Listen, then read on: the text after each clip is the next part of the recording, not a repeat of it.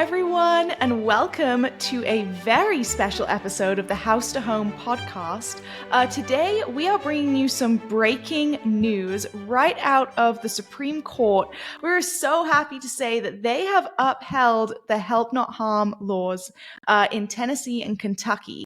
And before we get into that, just want to say that this is a podcast brought to you by Family Policy Alliance Foundation. My name is Grace Youngson. I'm here, as always, with my co-host, Joseph Kohm, who is actually in London. We're super excited to be on today and be able to share an analysis of this with you. Joseph, why don't you tell us more about this amazing day? Thank you, Grace. You are right. This is a great day. We want to give glory to God, first of all, for this incredible victory, because as you said, this case in question specifically upholds the Help Not Harm laws in Tennessee and Kentucky, but that de facto upholds the other 23 state Help Not Harm laws as well, which means fully half the states now have protected kids from gender transition physiological medical procedures, which is puberty blockers, cross-sex hormones, and the actual transition surgeries. And now, because of this ruling, all those laws will remain in effect and be enforceable to protect vulnerable kids struggling with gender dysphoria. So this is an incredible day. The FBA has been working towards for a long time, but we're going to talk more about that. So yes, Grace, I'm coming to you from London, England. I'm taking a break from my vacation to do this show, and I could not be happier to do it because this is a day we've looked forward to for a long time. So to our audience, we're flying by the seat of our pants here a little bit, but we want to equip you to talk about this this case and to celebrate it. So Grace, what do you say we get into it? Absolutely. Yeah, I'm so excited. I'm so excited because, this truly is a day of big celebration. I'm sure for you, Joseph, having been on the team a lot longer than I have and really working in the policy arena, this is the result of a lot of hard work. I would love if you could share with us just a little bit more about the story and who we owe thanks to as well. Yeah, I'd love to do that. So let's start with the bottom line. This case is called United States versus Skrmetti. The name Skrmetti is the defending party. He is actually Jonathan Skrmetti, the Attorney General for the state of Tennessee. He is the named party because this case started last year when the former presidential administration under former President Joe Biden brought suit against the state of Tennessee to block their Help Not Harm law going into effect. That case was eventually joined as well with a case over Kentucky's Help Not Harm law, so this was one case over two laws that went to the court, and it really represented a stand-in for all the other 23 state Help Not Harm laws now, because that's where we're at. If you go on our website, you see our Help Not Harm campaign. Fully half the states have passed a version of our model bill that protects kids from puberty blockers, cross-sex hormones, and gender transition procedures to treat gender dysphoria. Every one of those things has a legitimate medical purpose, but treating gender dysphoria is not one of them. It is impossible to transition, and God did not make any child in the wrong body. So this was an example of predatory gender medicine, and these bills were trying to protect kids from that. FPA wrote the original version of the Help Not Harm model bill back in 2017, 8 years ago. We were one of the only people talking about this back then. It was pretty much us and Ryan Anderson, now with Ethics and Public Policy Center, Jay Richards at Heritage Foundation. That was pretty much it. We were kind of kooks. People didn't take this problem seriously. Fast forward 8 years later, 25 states have passed a version of the law by the grace of God through the work of our national allies and their State Family Policy Council network. So that takes us to this case today. Oral arguments were heard earlier in the Supreme Court's term, and today we got our ruling by a 6-3 ruling on the court saying that these laws are constitutional and can remain in effect. What that means is for those 25 states, their Help Not Harm laws protecting children from this predatory form of supposed medicine remain in effect. For the states that don't have a law like this, it means they can pass one if they want to. It doesn't change any rules in those states for the moment. So if you look on our website, the Help Not Harm section of our website, we have a map showing you exactly which states have passed a version of Help Not Harm. Those states' laws will remain in effect through this. There will probably be some ancillary litigation and lawsuits over those cases, but they're almost certainly not going to go anywhere because of this ruling today, which is tremendous. And the big key takeaway, I think, for our audience from this case is the former Biden administration alleged in its argument that these laws discriminate against transgender children on the basis of sex. And the counter argument to that, which we've been making for years, is that no, it doesn't, because the law applies equally to all children of the state that it belongs to, regardless of their sex or transgender status or anything. It protects all of them. And the bottom line from this case is that the court ultimately adopted that argument. The Chief Justice himself, John Roberts, wrote the majority opinion for this case.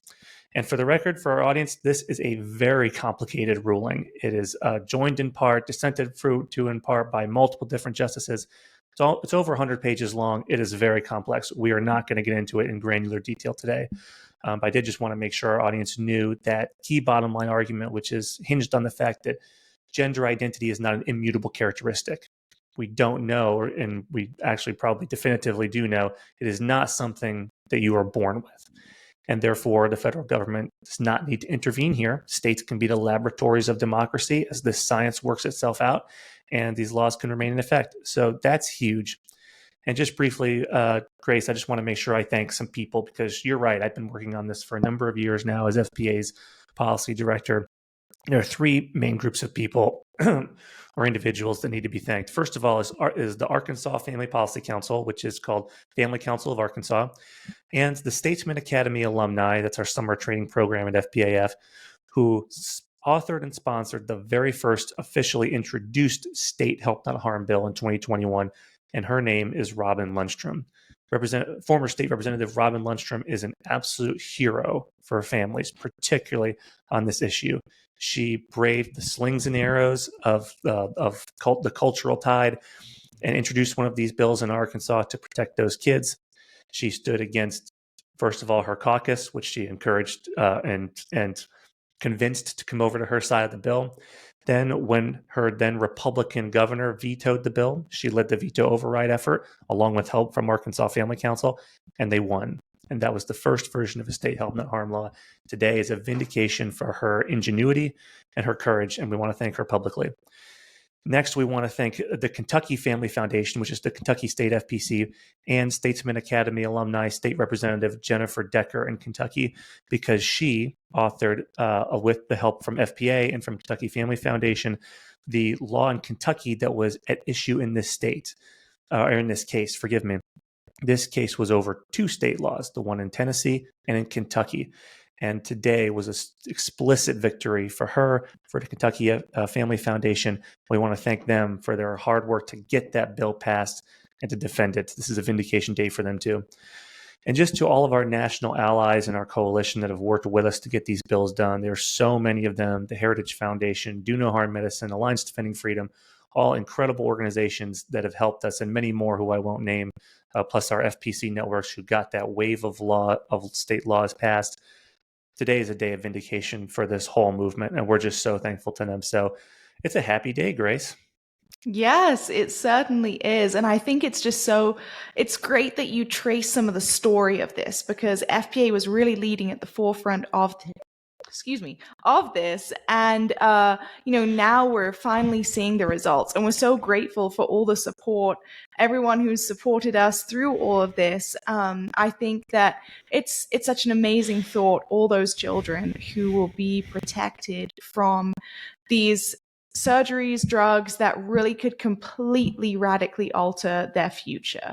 And it's great to see the Supreme Court, taking the right side of history on this. And there's some really, really interesting quotes from the opinion, one of which stuck out to me. I hope I'm not jumping ahead in this. But go for it, Grace. The Chief Justice actually commented saying, the plaintiffs and the dissent contort the meaning of the term medical treatment. Notably absent from their framing is a key aspect of any medical treatment, which is the underlying medical concern the treatment is intended to address.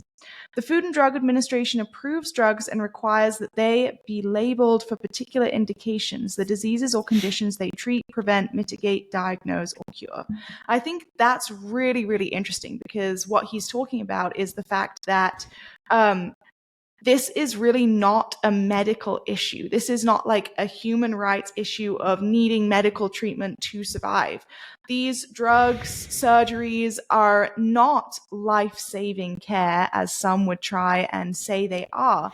In fact, they're radically life-altering procedures. And so I think it's really great that we're seeing the Chief Justice is recognizing that.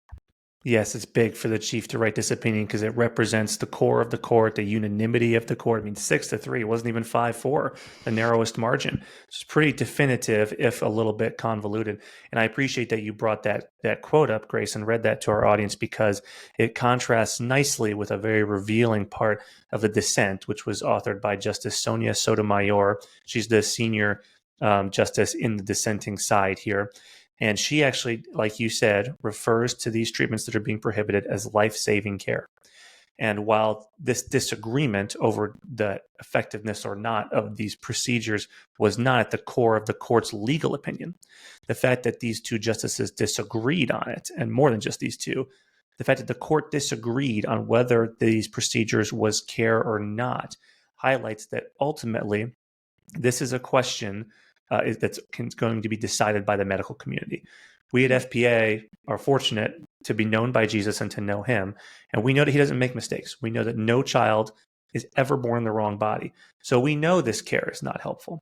But the medical community, the scientific communities can take a little while to get there, but science is always catching up to the Bible. And I think what this difference between these two justices' opinions reveal is ultimately that is how this is going to turn out. Is this is a great ruling, but part of the future of defeating gender ideology's influence on vulnerable children and families is that it will be decided by the medical community. Which leads me to one other point I want to make sure I mention, and then we got one more quote from the chief that our audience is going to love. But since I'm sitting here in London, England, that has been leading the way in a lot of ways on this issue through the way it's handled it and done an about face in the past few years.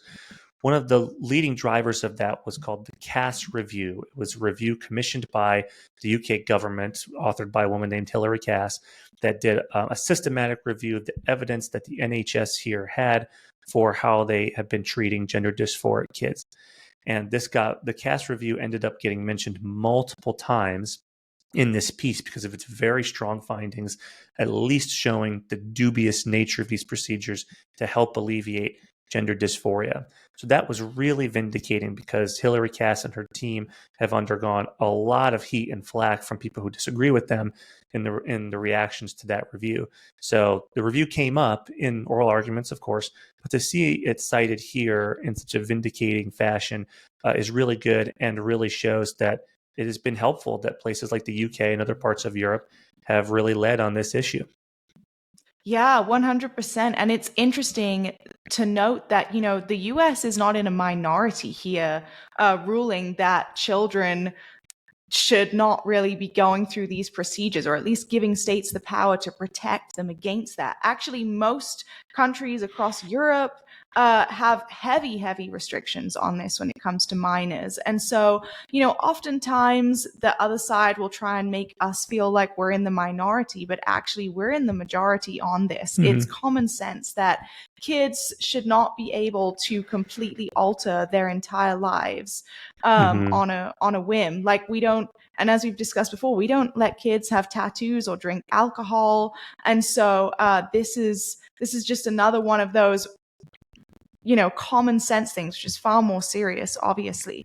So I know I don't want to steal your thunder, but I know the Chief Justice also made a great comment about women, and I would love it if you want to share that. Yes, boy, this has been my favorite part of the opinion so far, and the FPA team is still working through this. And shout out to our summer legal intern, Mary Truitt, who's helped us work through this and prepare for the show on such short notice. But I want to end our section analyzing the actual opinion with this because I know our audience is going to love it, and we highlighted it in FPA's promotional materials reacting to this ruling. This is a quote from the Chief's majority opinion.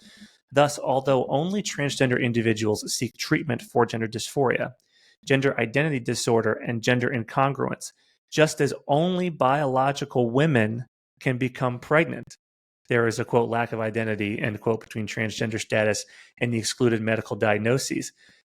That's a direct line from the Chief Justice. Only biological women can become pregnant. This is so revealing, I think, Grace, in the wake of just a few years ago. You had one of his colleagues on the bench, Justice Ketanji Brown Jackson, in her confirmation hearings, when asked by Senator Marsha Blackburn, what is a woman? She could not answer. Her only response was, I am not a biologist. Fast forward to today, and you have the Chief Justice of the Supreme Court himself writing in a majority opinion on that issue, reasserting the basic human fact that only women can get pregnant. I mean, so often, Grace, you hear politics is downstream from culture. I got news for y'all. Sometimes culture is downstream from politics. FPA has been working and working and working on this wave of legislation to protect these kids. And it put the Supreme Court in a position where they had to rule on it. And now we have this on record from the Chief Justice. That is what FPAF, its network, is capable of. It's what your support, the listener's support, makes possible. And we have reasserted this basic biological fact from the highest court the world has ever seen. I think that's a happy ending. What about you, Grace?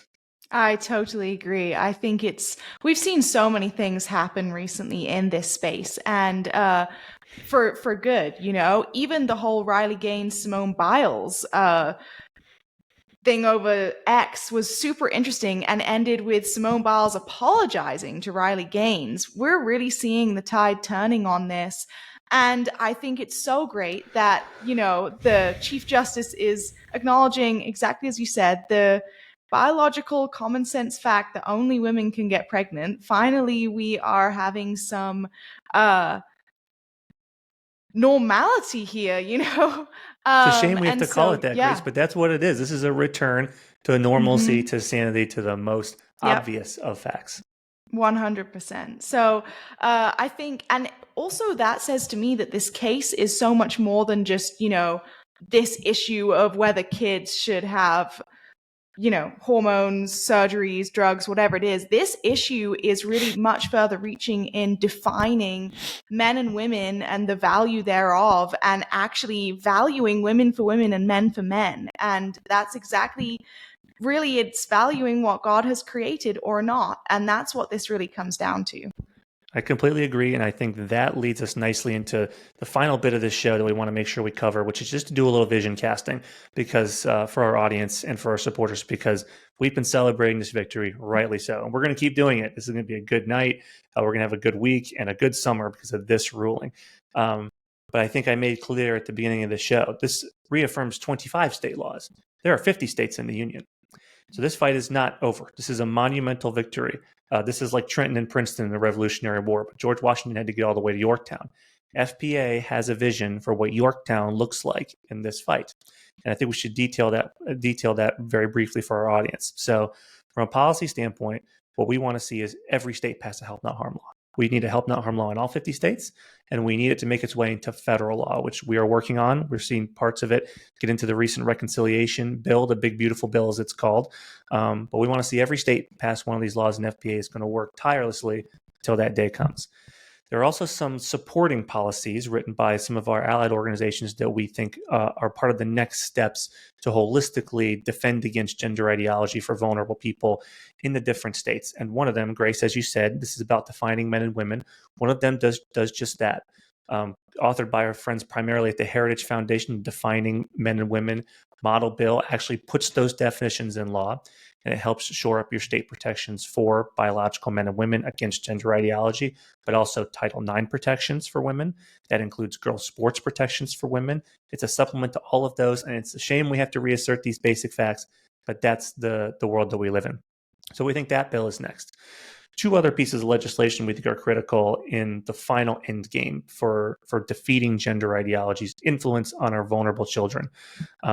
One is the also written by our friends at the Heritage Foundation with a little help from us, is the Model Defining Child Abuse Protection Act. And all that does is it ensures that parents cannot be labeled abusive by the state for wanting to raise their children in accordance with their biological sex, because some states are trying to remove parental rights and label parents abusive if they do not, quote unquote, affirm a child's chosen gender identity that's different from the child's biological sex. So a couple states have passed that law already. We want to see every state pass that too. It's a shame we have to get to that point, but FPA believes in parental rights in addition to pushing back against gender ideology. So we think every state should pass one of those. Finally, authored by our friends at Do No Harm Medicine, is the Detransitioners Bill of Rights. This is a bill that is a comprehensive protections for detransitioners, ensuring that they cannot be that they cannot be denied insurance care for the lifelong medical treatment they are tragically going to need as part of their attempts to transition. And detransitioner voices have been absolutely heroic in this fight to get us to this point where we could have days like today, and they deserve these kinds of protections. So we want to see every state pass one of those as well. This is not an eternal revolution against gender ideology. There will be an end date and a Yorktown Day, but that's what it looks like, is when every state has all of those policies at law in the federal government. That's when we have finally won. I think it's so, so great that you painted that picture for our audience. And it's encouraging to see, we're halfway there in terms of help not harm laws in the States. And so I think that's super exciting. And we invite everyone who is listening to this podcast, keep following along, subscribe, share this with your friends. We will always keep you updated on what is going on. And it really, truly is so exciting.